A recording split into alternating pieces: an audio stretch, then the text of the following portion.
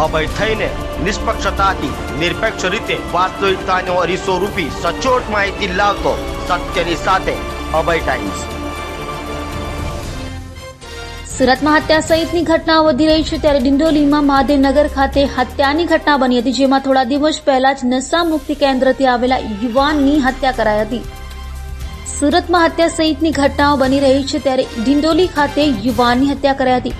ડિંડોલી ખાતે આવેલ મહાદેવનગરના આરોગ્ય કેન્દ્રની ગલીમાં થોડા દિવસ પહેલા જ નશા મુક્તિ કેન્દ્રથી ઘરે આવેલા અંશ આનંદ સિરસાત નામના યુવાનની ઘાતકી હત્યા કરાઈ હતી। અજાણ્યા હત્યારો છાતીના ભાગે ઘા માર યુવાનની હત્યા કરી ભાગી છૂટ્યા હતા।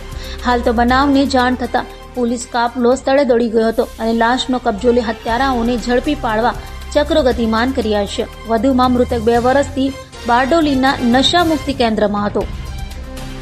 ડિંડોલી પોલીસ સ્ટેશન વિસ્તારમાં મહાદેવનગર 2 સોસાયટીમાં એક હત્યાનો બનાવ બન્યો છે। આ બનાવમાં અંશ નામના એક વ્યક્તિની હત્યા થઈ છે। એ અંશ અહીંયા એકાદ મહિનાથી આવ્યો હતો। પહેલાં એ બારડોલીમાં એક નશામુક્તિ કેન્દ્રમાં એડમિટેડ હતો, એવી એ માહિતી પોલીસને આપવામાં આવી છે। પોલીસ આ બાબતે તપાસ કરી રહી છે કે એ કેટલો સમય ત્યાં એડમિટેડ હતો, ત્યાંથી આવન જાવન કરતો હતો કે ત્યાં સળંગ એડમિટેડ હતો। આ ઉપરાંત જે અંશ સાથે જોડાયેલા લોકો છે એ કોણ કોણ હોઈ શકે એની પણ અમે તપાસ કરી રહ્યા છીએ।